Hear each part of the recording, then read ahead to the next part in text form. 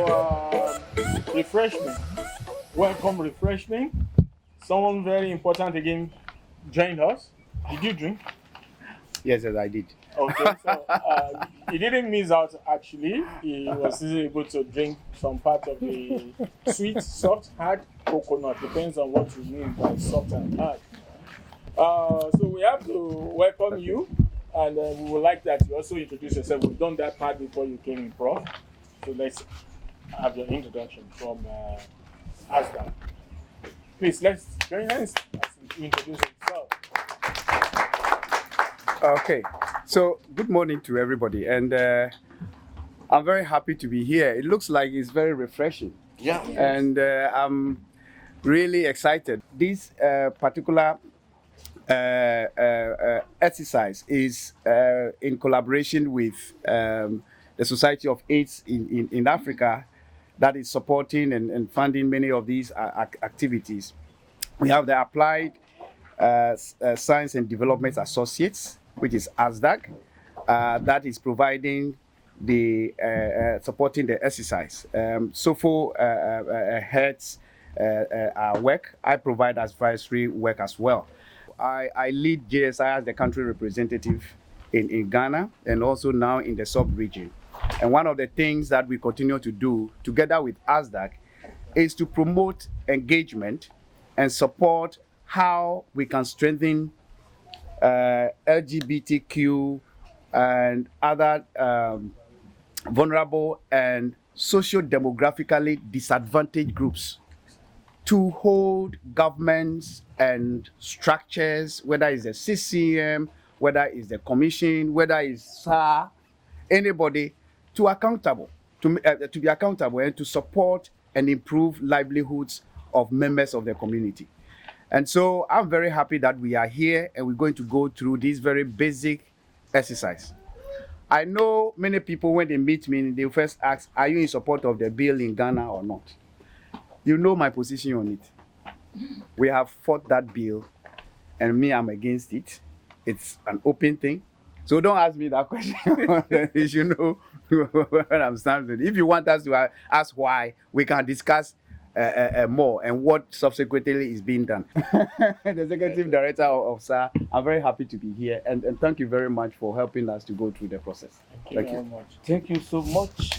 Thank you. Please, can we give a round of applause? Thank you. It's not round. Yeah. Thank you. It's very good that Doc point out the bill. Yeah, the anti-homophobic bill. You know, because it's something that is really affecting the community. Not only the community, it's affecting the whole health system in Africa. We are all the same. Equal opportunity, access to health system for everyone. Okay, over to you. All right, thank you very much. And let us live and let live. I love that James Bond film. Yeah, live and let live. Treat everyone as equal. So we have a challenge in the region, and we are looking at places, opportunities, spaces to ensure that we fill up these gaps. Marginalized populations is a broad concept. So the project has already enhanced the capacities of marginalized populations to be able to know their rights, know that they need to participate actively in budget processes at both the national and subnational level. So it is on this that we want to hold this campaign. We want us all to read the messages here together as I bring them out one by one.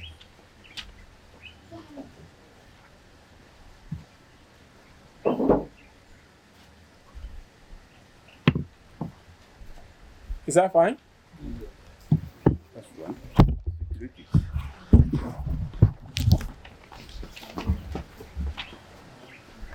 Read this for me. Nothing about taxes without us. Marginalized people need to be empowered to do advocacy on tax and budget monitoring. Thank you. For the public, civil society, and ourselves for improved engagement in tax and budget debates. Thank you. We want the government to consult with us on budget development and stability policy for improved financial accountability. Thank you. I love that voice. Yeah. Most of the persons responsible for drawing up budgets need capacity building on marginalized populations in their diversity, since the needs differ from one marginalized group to another. So if they are not, if they don't have this upstairs, what are they developing for us?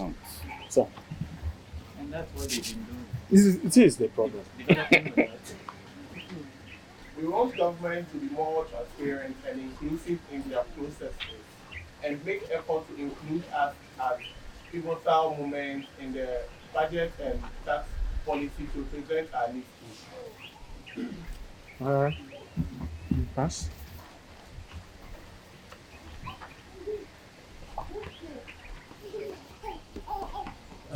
Allies to marginalized groups and other CSOs need to mainstream advocacy on tax and budget into their general advocacy work to create visibility of the issue. Thank you.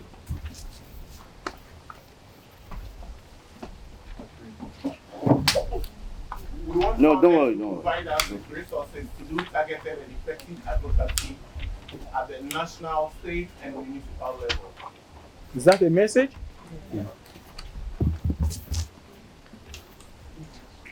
We exist.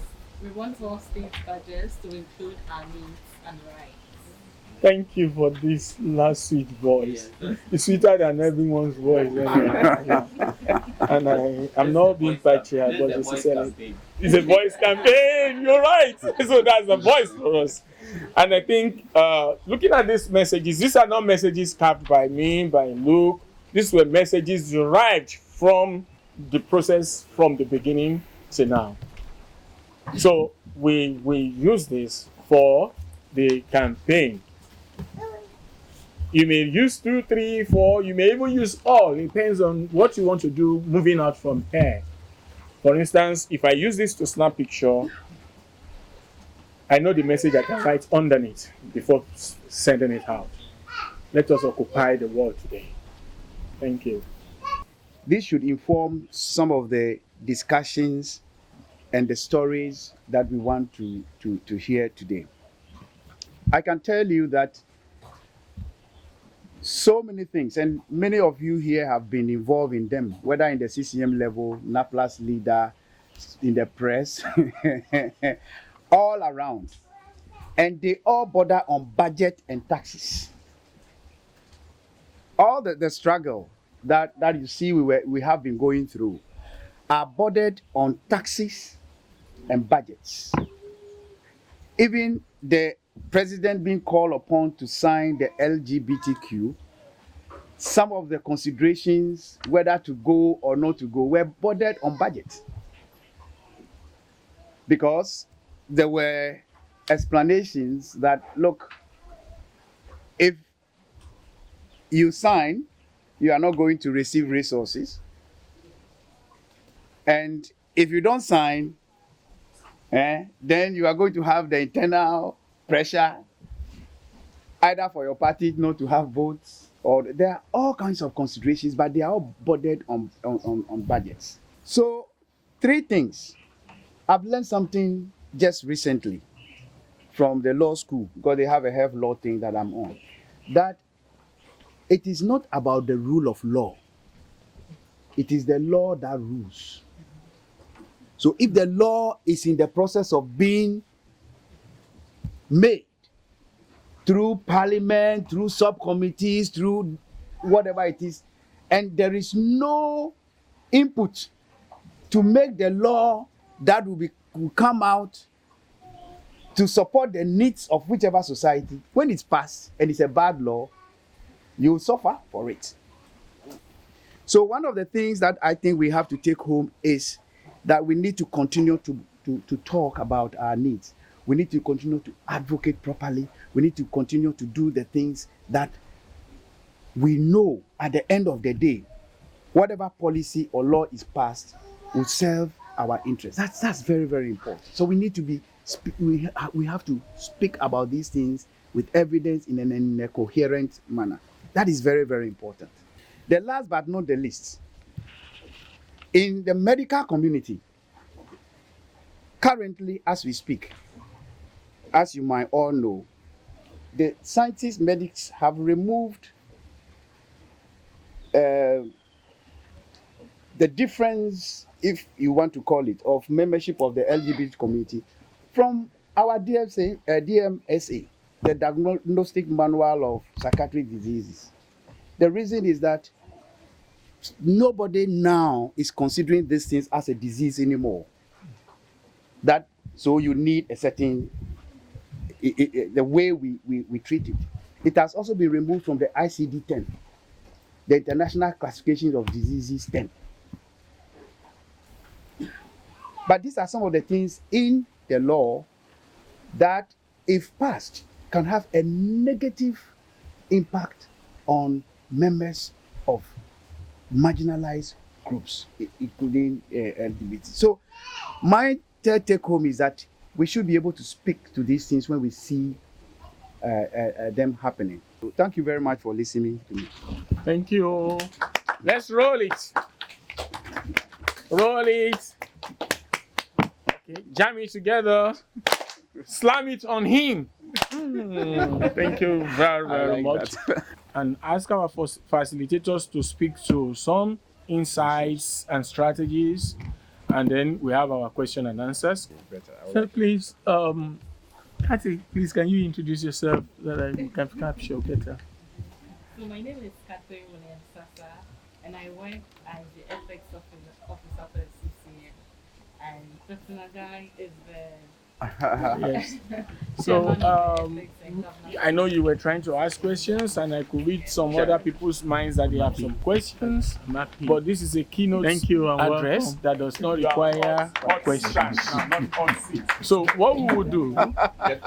No, we have during when we are here. So just write your question down so that you don't forget. Empowering the marginalized communities. What, for instance, in the civil society sector, what are the insights? What are the things that we do? All right. I'll talk about some things that almost all of us here are guilty of, so that we unchain and then put ourselves in the positive chains. Number one, in registering CSOs, we are asking which group do you want to help?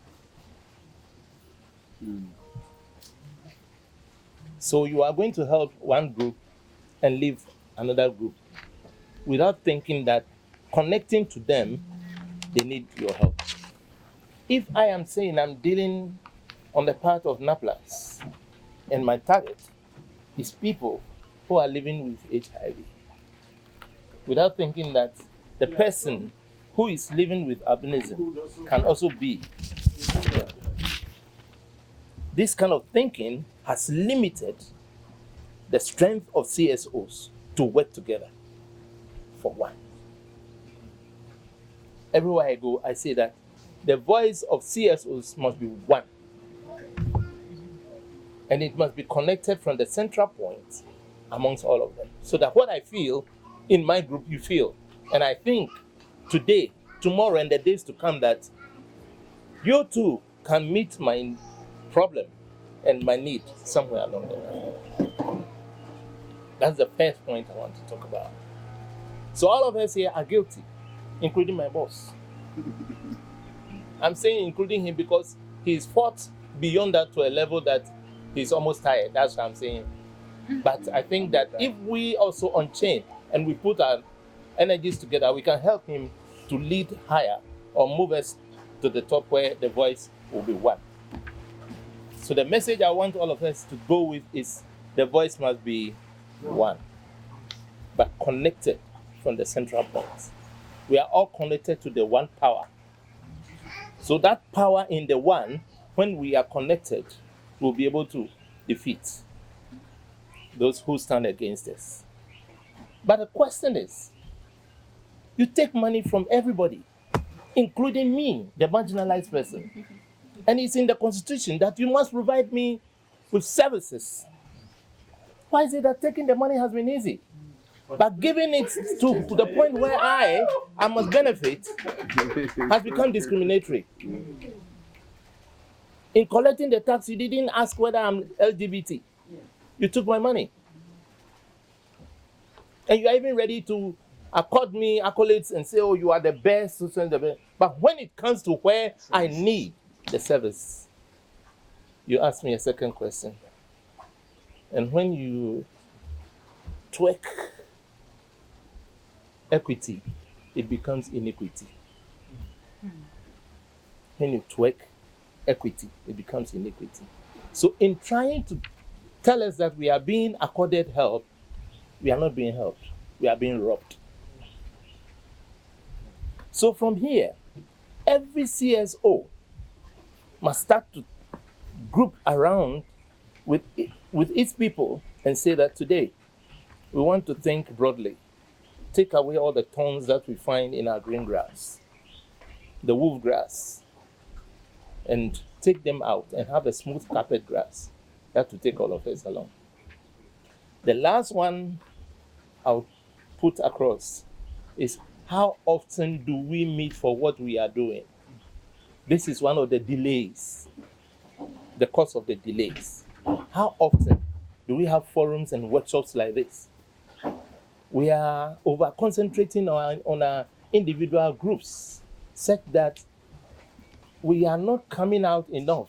And I will say, me as that person rallying behind Sopho and Dr. Nagai, we need to do more and say that for once we are meeting to have a 3-year plan to come out and rally around that one voice and come out with activities that are continuous. We don't jab or hit the snake with one stick and you run for 1 year, then you come back. It's still alive.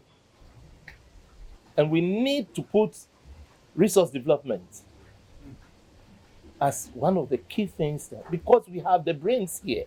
Gathered here are the brains already. Other resource development that will drive this continuously.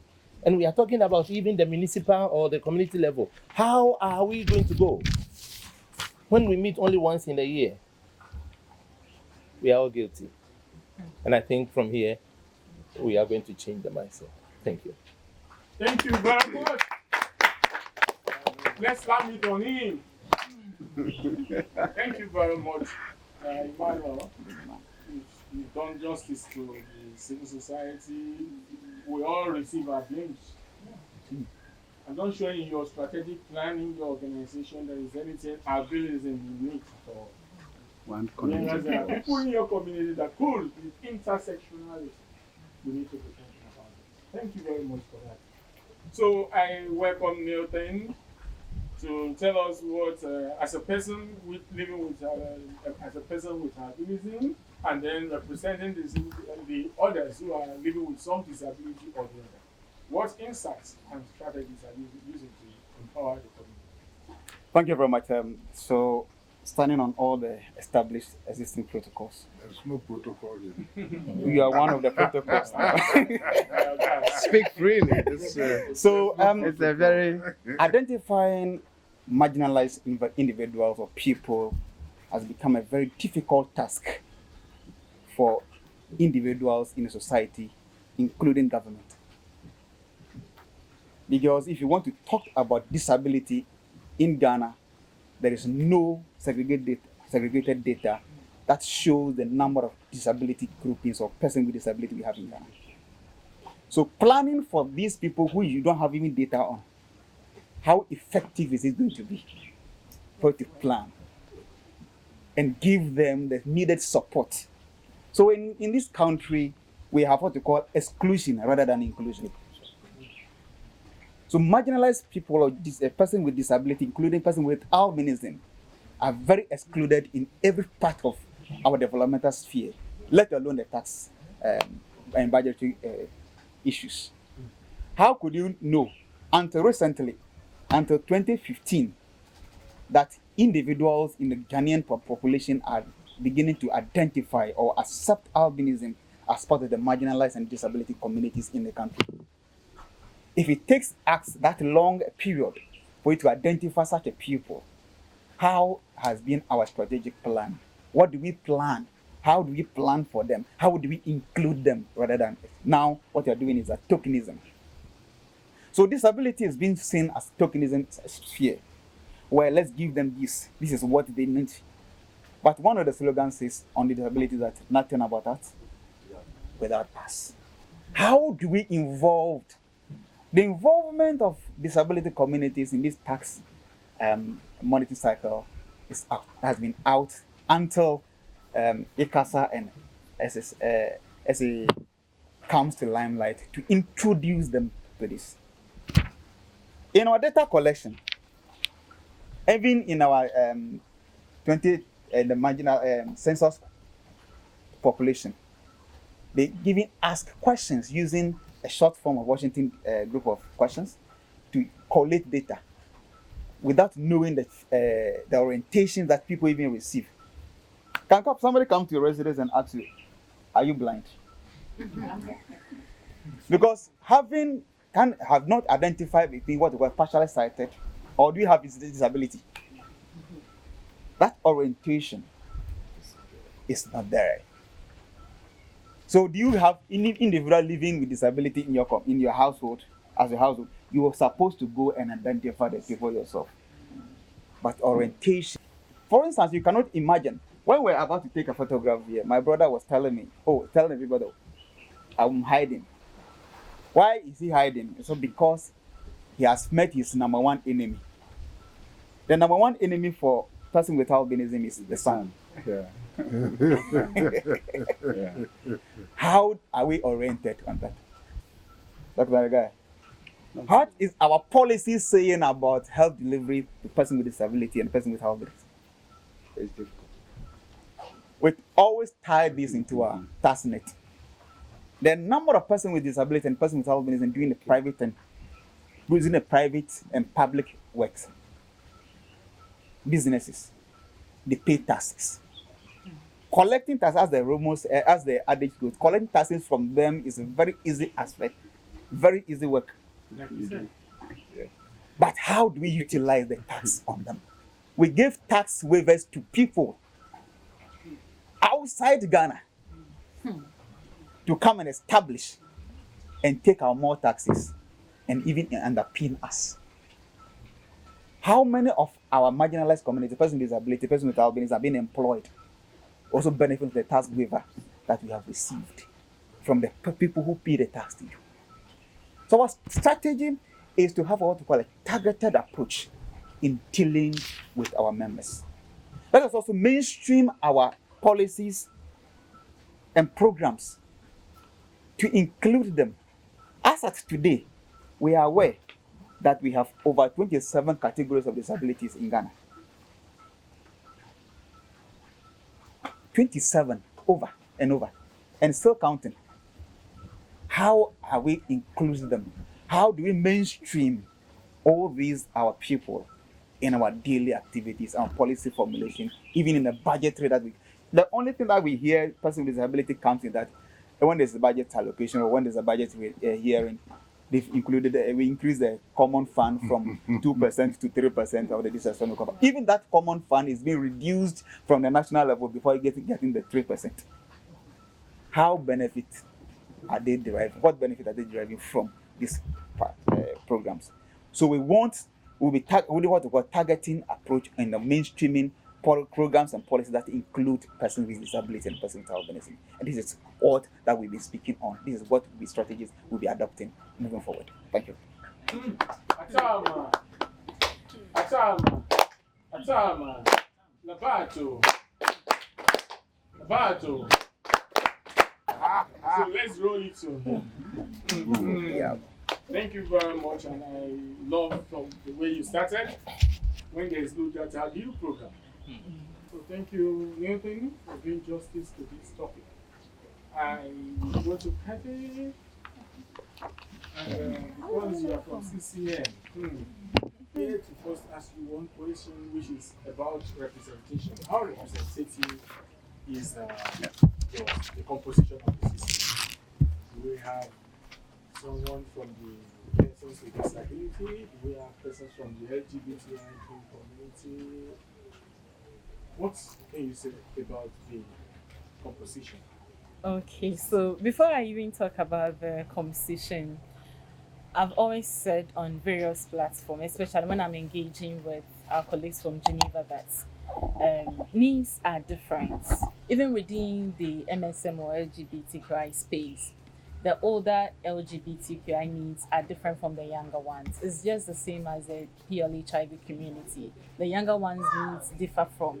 But unfortunately, sometimes when we are putting together the policy, we just box everything together. So when we are implementing, you realize that what the YAG needs is different from what Auntie Elsie's community needs. And sometimes it's like the resources are there, but it's not really what they want or they need. In terms of representation, the Constitution and Governance document has gone through some sort of reviews, and we are even at the phase of validating what we have right now. There's a representation from the LGBTQI community. Unfortunately, it's limited to the MSM community, which I think is problematic.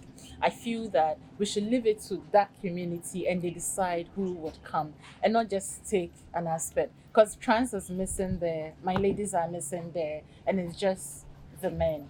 And now we even have the voice of young KPs also coming out and say, look, we want to be represented because our needs vary. And this confirms the fact that the needs of the older ones are different from the younger ones. And we have representation from the FSW community. The mistake we make is that when we are describing the key population, we will only think about the MSN, the FSW. What about the trans group? What about the women's community? And we even had calls to add people having mental health issues to be added because they are marginalized group. And it's intriguing that as for albinism, as if nobody is even thinking about them. They are not included. So we have a lot of work to do, and I would encourage you. There's an avenue for you to be part, to come in as an observer. So if we have some of those groups here, the first step is to just write. Nobody can stop you from being an observer. The only thing an observer doesn't have is a right to vote. So it's good to, is the right time to enter. You come in as an observer, and then all the other groups that have to be part. Because for me, healthcare is a human rights issue, and we can't say that, oh, as for this group, they don't need anything. We are here for a purpose, and everybody's voice must be heard. And then there's the last thing I wanted to say in terms of ethics, and prohibited practices. You realize that our key and vulnerable populations are the ones that people are taking advantage of. So imagine a young gay who is going to access services and the person delivering the service harass or abuse him. He's not going to talk about it. And we've had case where a young person living with HIV's medication was seized by somebody because you're not going to have a sexual relationship with me. It's crazy. Nobody needs to pay anything for humanitarian services. They are free. It's being paid for already. When we talk about it, don't think that you are not affected. Everybody is almost affected. And we think that, oh, as for lesbian, gay, dear, it's a spiritual. So imagine your son comes to you and say, I'm gay. We should start thinking about these conversations. But we think it's far from us, but it's very close to us. Yeah, that's all that I would say. Okay, so thank you very much. Kati said, Kati is slowly growing to be one of the most experienced ethical officers within the Global Fund system. I'm not talking about just Ghana, but because he's taking the work very well. And I think that we're going to situate this inclusion of members of disadvantaged or vulnerable groups or whatever within the ethics point of view and try to push it through the CCM in a way that when people see that it is even unethical not to include, it helps in moving things forward. So I would like, really, I'm going to follow this track and make sure that you become an observer really around the table there. So my view as someone who was in the area of HIV and treatment changed a lot in 2005 when I was working in my own area, that is the Atwa Government Hospital, as a clinician. And we have 2 girls who are like my sister here. I'm a doctor, I've come back from London school. I have knowledge, and I am a scientist, I can do everything. And at that time, you put people on treatment when their CD4 count is below 250. And when these 2 girls from the same family, both were positive from the Volta region, and they came all the way, they traveled. Those days, you go to the clinic in the morning and you'll be there till whatever, when the clients are, because they travel from so many places to that treatment site. When they came, they did a test. One of them, the CD4 count was less than 250. And the other girl, the CD4 count was higher than that. So, I'm a doctor, I know the science, I did everything, I prescribe, go and collect your. The one whose CD4 count was lower and picked the prescription to go and collect, they went in. And we forgot to address the need because I can't do and I wasn't taught in school how to get around a problem like this. The whole OPD was thrown into chaos because the other girl saw that we gave the medicine to her sister and not her. And she doesn't understand. Because she knew that HIV can kill. So you can, so she was, and then so when it was happening and then I realized that, what did we do? It was because we were not able to communicate for her to understand why her sister, and with my science and everything, I was completely stupid and powerless. Because I wasn't taught how to get around these kind of problems, So we need to make an effort and get somebody so that they can explain for her to. I've seen them advocated. I happen to be an adjunct at the College of the Physicians and Surgeons to include aspects of this, not in the way of this, but to take note that things like this can happen. So, you see, one voice, having a common, we should be connected, we should have one connected voice where we are speaking, and taking the needs of others to the fore. And then if we are meeting regularly, we will know, like some of the things we are hearing. It helps us to know the needs across board, what our trans people are facing, what MSMs are facing, what LGBT teams are facing. So when we are somewhere, we can speak about their needs with a connected voice. So that if it is a health practitioner, she knows that someone will come who has this kind of a problem, and this is how you can go about it. Or when you hear about somebody who is a trans person, or this is the actual needs that they have. So meeting regularly and having one connected voice, because we know what the needs are. I think it's a very big take home. Medical practice, we have something we call the ICD, the International Classification of Diseases. And then in treating of mental health diseases, we have the DSM-2, which is the Diagnostic Manual of Psychiatric Illnesses. It's It's a guideline book. If you are a psychiatrist, everything that is there, that is what you do. If you do something outside it in terms of treatment or something, and you are taken to court, it's just like a medic. I can't give you something for a problem because of what I have to go according to the protocol.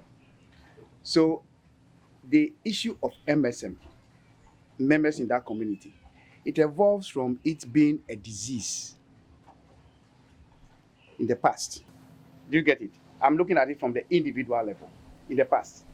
So what happens is that this evolved gradually to a level where, by practice, if someone comes to the health facility and that individual is an MSM, okay, you cannot classify that person as someone with a disease.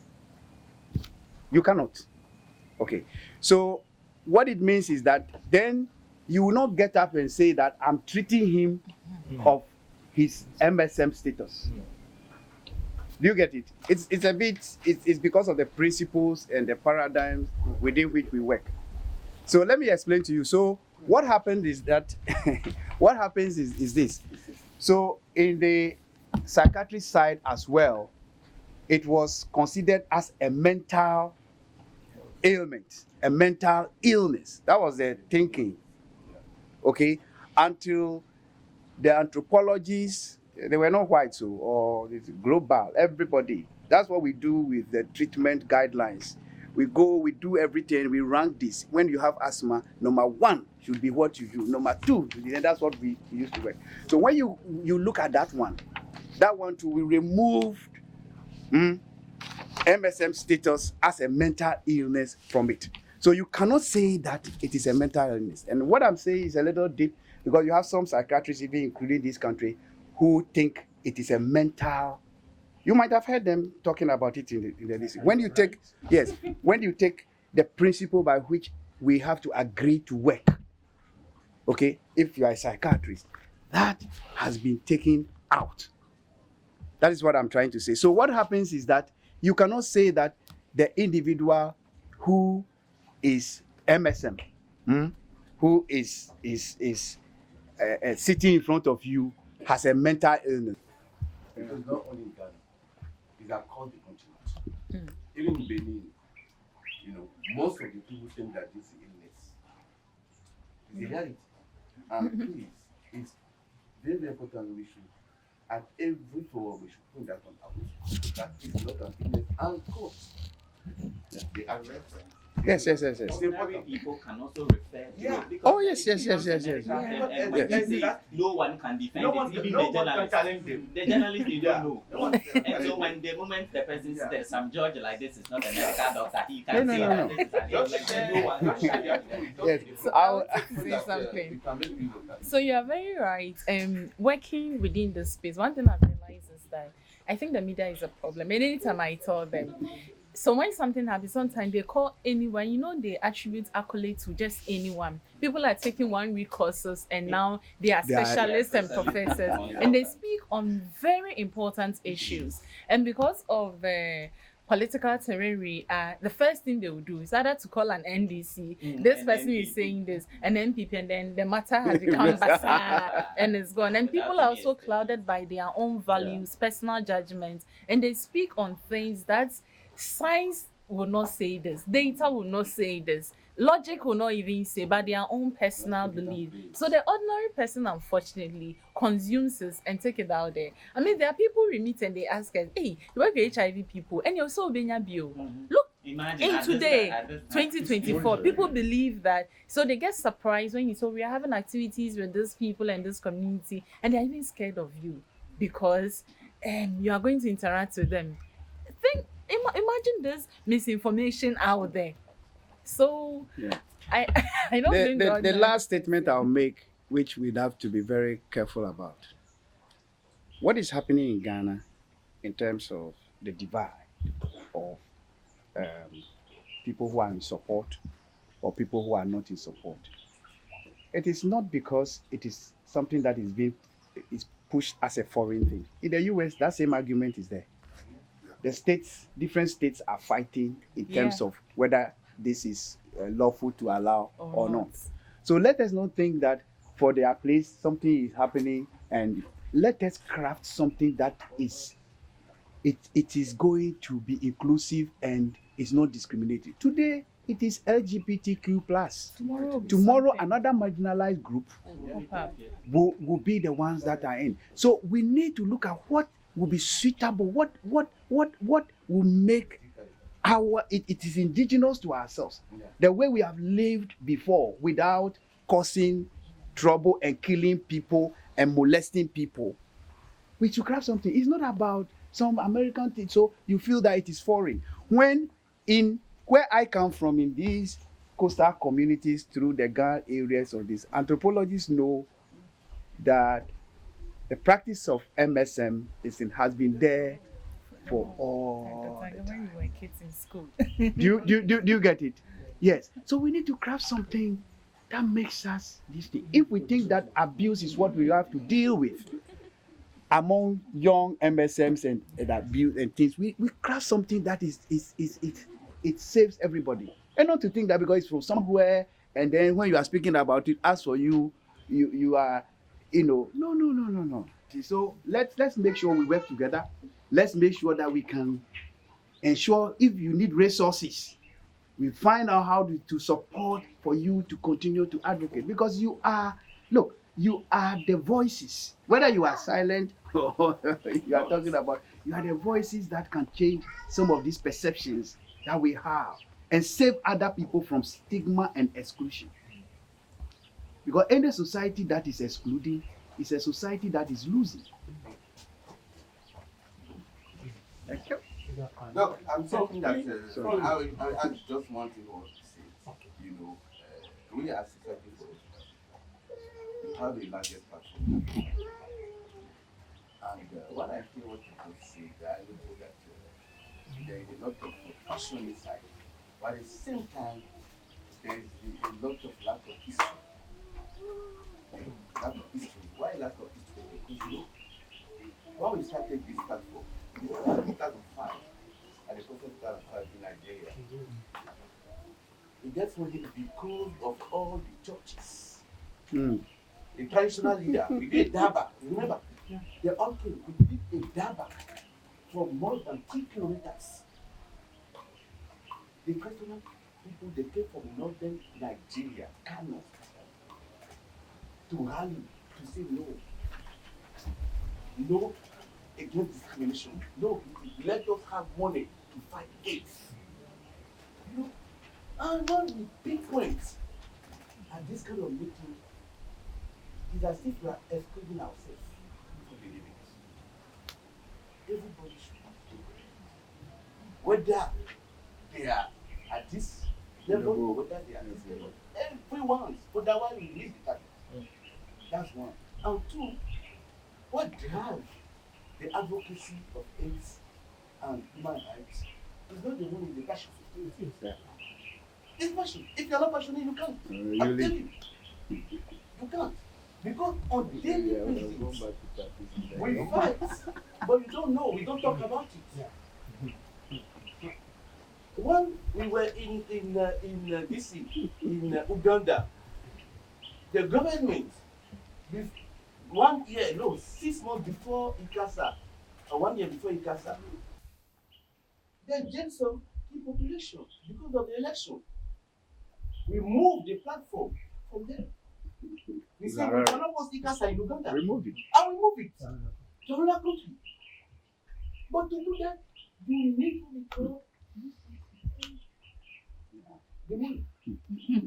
Because moving things, it comes with the financial cost. You have to bear it. Right? Then, I believe that I just want to give one advice. One, we are this gathering, and one we are fighting. Let us make sure that everybody is involved. Don't exclude. Otherwise, we will be excluded. That's one aspect that is important that we should bear in mind. And the last point that I want to make is that we should make sure that everywhere we are, everywhere we find ourselves, we must speak. Yeah, I think my question is related to advocacy with the black hats that want to understand, first of all, I would want to ask, do we have a national population network?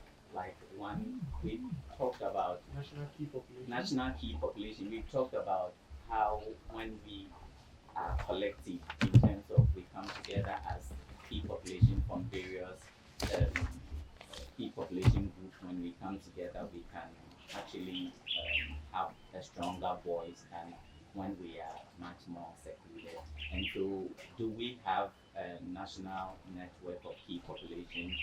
If we do not have, my question is that with these placards, how do we have a collective advocacy strategy on this, or as an individual advocate, as we are here, are we taking pictures with these and go to our various organizations or endeavors and advocates, or there is a collective strategy that we are all going to use nationwide or with one front or something? Thank you. I just want to make sure, because we, if you like it or not, we should let us understand that we are the cream when it comes to these tax issues and things. So we must have robust knowledge and information. When you look at MSM and FSW, we have done mapping and size estimation. We know at best what the numbers are, including even in the cities, the various cities. We have sub-national estimates. So I don't want us to go somewhere and say that like we don't have. It's available. For FSW, look, the GC, Grand Cycle 7 that we have, all the NFMs, I happen to have coordinated the first NFM, a very difficult process that most have not did. The total numbers from our estimates is what we use for going for the money. I want to suggest that once we have formed a consortium, let us be interested in other people's areas of work. We have to understand what others as part of the consortium do. So when we have the platform, we are able to feature in issues that specifically maybe affect a particular group or the other. And I think that will be able to facilitate our advocacy. If I come to sit down here today and we talk about the marginalized population, I leave here tomorrow, I have the platform, and I'm only talking about disability. The other generalized marginalized population that we came here to talk about, I forget to even look at their issues. Do we think we will be able to get what we are seeking? And then trying to look at the aspect of the data. I work as an inclusion advisor, a disability inclusion advisor for the Ghana Federation of Disability Organizations. In terms of data, there are two major challenges that is making it very difficult for us to have disaggregated data on persons with disabilities, but we are making a headway. And the challenges have to be with disability has been classified into two forms. We have the disability as in category, and then we have the disability as in function. So now in 2021 population and housing census, the statistical service used the Washington Group short set of questions, which is actually trying to assess the functional limitations faced by persons with disabilities, and it was on 6 domains, looking at the rate at which one can function even with the use of certain devices or accessibility terms. So they will only be able to tell you that maybe 100 people are unable to see even when they are wearing glasses. Some can do somehow, so it's up to 5. Now, the understanding we are seeking here is, when we say we have about 8 million of our population, per the estimate that the Ghana Statistical Service published. If we say we have 8 million of our population being persons with disabilities, how many of them are persons with albinism? How many of them are totally blind? How many of them are partially sighted? How many of them have low visions? How many of them have physical disability? And even with the physical disabilities, how many of them are amputees of their hands, of their legs, of their ears, and whatever? So that categorization has been very, very difficult for government to help us come out with. Thank God UN is giving us a support, so we have engaged the National Ghana Statistical Service, and the good news is that they are trying to design a data collection, they're trying to collect data, national data, specifically on persons with disabilities. So we are working with them at this time, trying to see how we can develop and test questionnaires that will be able to give us the data that we are looking for. So that is the little information I would also add. And I hope that we are happy. At least we have the allow for that. Yes. My sister, in your presentation, you made mention of when you are passing. And what about me that people comes into my shop and accuse me, hey, Ashawu. Even some will come to do their nails, and the person will intentionally, hey, this prostitute, the way they are bringing the HIV and the AIDS in our country and taking our men. And when they talk, I do tell them that without the prostitute, maybe your child can be raped, because at times you might travel. Yes, you might travel, you are not around, and your man need the thing. When they comes, we service him nicely, in a nice way. Thank you very much for this perspective. One of the things I would say here to our sisters, then maybe some of us are guilty of the numbers you see. Some of us were those who started it to tell people this the numbers that we have. This is the amount of money that is needed to treat those numbers. The first national size estimation and female sex worker, I happen to be the PI. But one thing that I would like you also to take home because of this meeting is when you go to other countries like the UK where I train, HIV among sex workers is lower than the general population. They take a lot of precaution. It's lower. So we are not even worried. We use the sex worker community as an example. So when people come in, they are saying, sometimes they need to know some of these things. That if you have resources and everything, you can even be more focused in protecting yourself, and things can be relatively lower. That is, new infections will be lower in your membership than is making you even safer. than I'm just bringing this perspective, because of access to services over there. Because they are prioritized, there's a focus, you have everything that you need to make sure that members in that network do not acquire HIV infection. It is me and you, no condom. We are together now. Next. So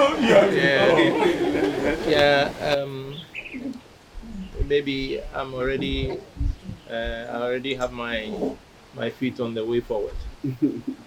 Though I'm not, but just to keep parking space for something very important. That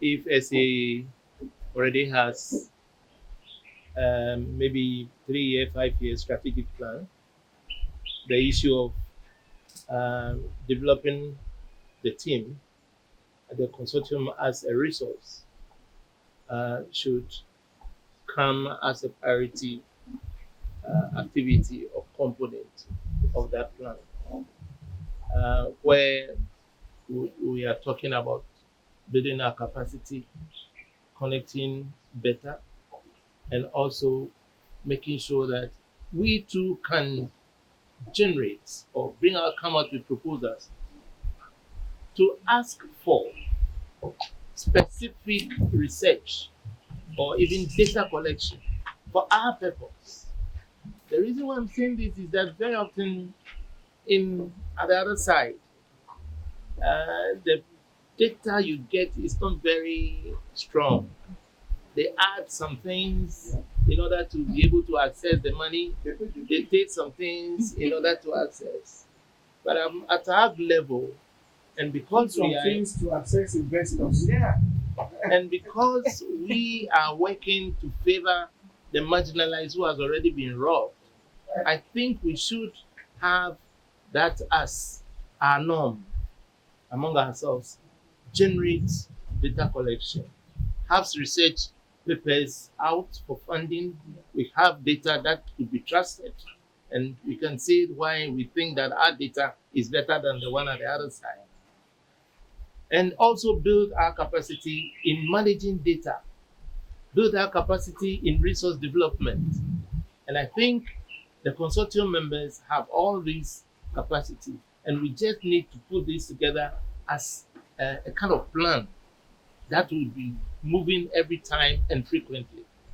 So for the way forward, this is my parking lot that I want to put somewhere. Thank you. Thank you so much. Thank you so much. I just want to say that for now we don't have it. The consortium that we are talking about here is the consortium of The project. entities for the project. Consortium of five entities, like a Society for Eastern Africa, Kiganti, Akat Santé, Mali, and Accountability International. These are the consortium that work towards these grants for this project. But the question that you ask is, to have a consortium for keeping. Yeah. For me, I look beyond that. Yes. Because now we don't have issue as keeping. Mm-hmm. We have issue as marginalized population. This is the way I'm seeing it. You know, having a consortium for marginalized population in Ghana, it could be a good thing. And the second point is how to empower the community in how to manage data. That's all of it we can do it. I believe that after this project, we will not stop seeing each other. I realize that when it comes to marginalized people, the challenge is about how to strategically coordinate to be asking for accountability from duty bearers. Because when you are started, asking for accountability from the duty bearers becomes small because the voice is very little. And so individual organizations, next month, I understand some LGBT organizations is mobilizing a conference, and this conference includes other marginalized community. I know they are dealing with deaf and dumb people, also blind people. They have reached out to other marginalized communities. The reason is that we realize that the struggle is interconnected. Yeah. Yes. And so the more we bring ourselves together, we have a bigger voice and to speak. So I feel that it is the same sentiment of let's put ourselves together to become a bigger voice. That is why every other organization is now trying to implement those things. And so as we are discussing here, and you said we should continue to meet in the subsequent, even though this project is ending, I believe that probably these conversations can arise that kind of momentum for us to be able to build on something that will have a stronger voice, to be able to ask for duty bearers for an accountability. And it is very good, and I'm very happy to be part of this meeting. Thank you so much. Thank you. You can just help us out. Closing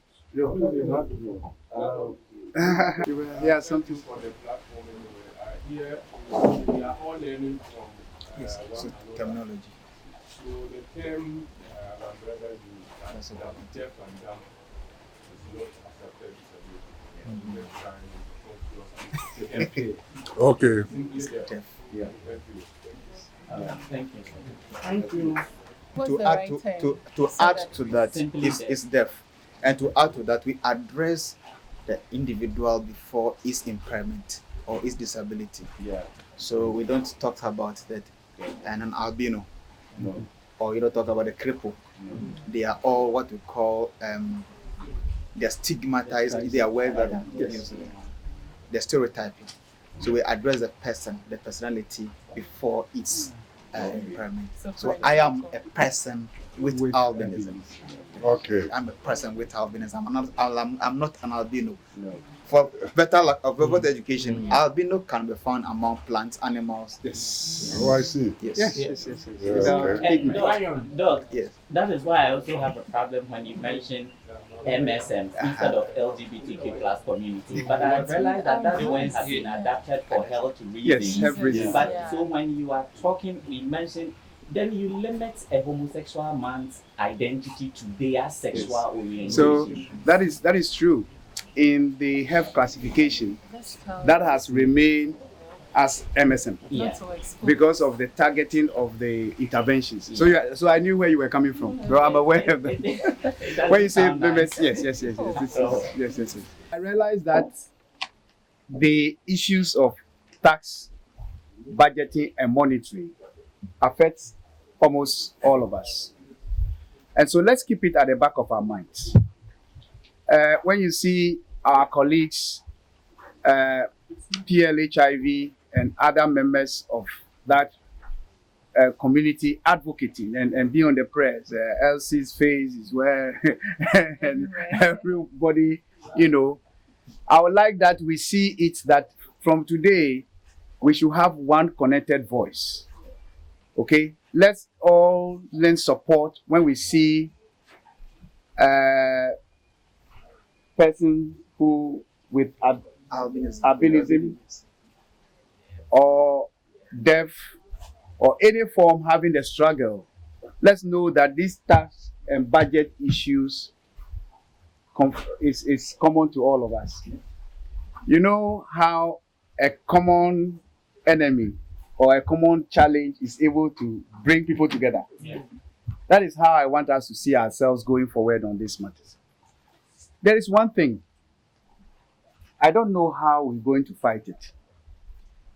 The aspect of monitoring is very important.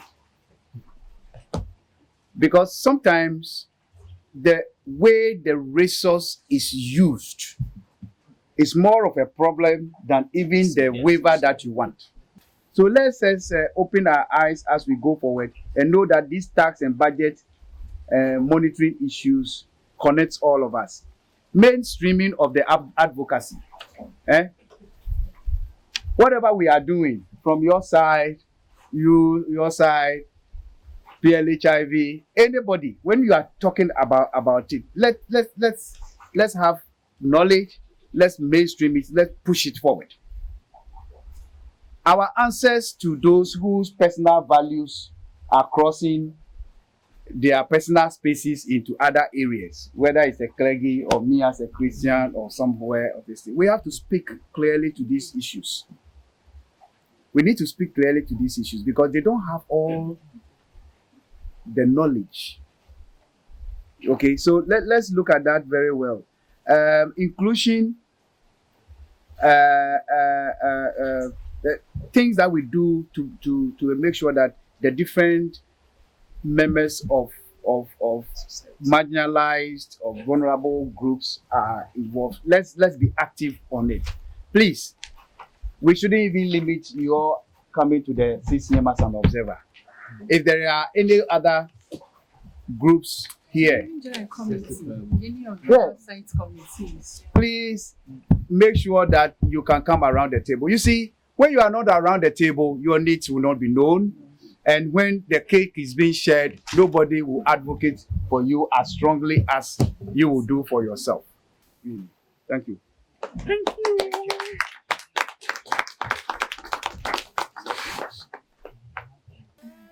We want to say a very big thank you for your participation in this process from the beginning of this project to this moment. Thank you. They want to teach us one sign language. Okay. So that we can carry on. How did you know? Sorry. No, he eyes. I request. One sign. Oh, That's what. what are you? Thank Thank you. you. Thank you. Thank you. Not yet. Oh. I want her to stand up so that I'll voice it out. I'm going to learn. Welcome. Welcome. Welcome. Okay, since she's facing there, welcome this way. How are you? Welcome, and then she's doing this. How are you? How are you? Okay. So it's twins. Okay. Thank you. What about, you did not tell me you love me, you said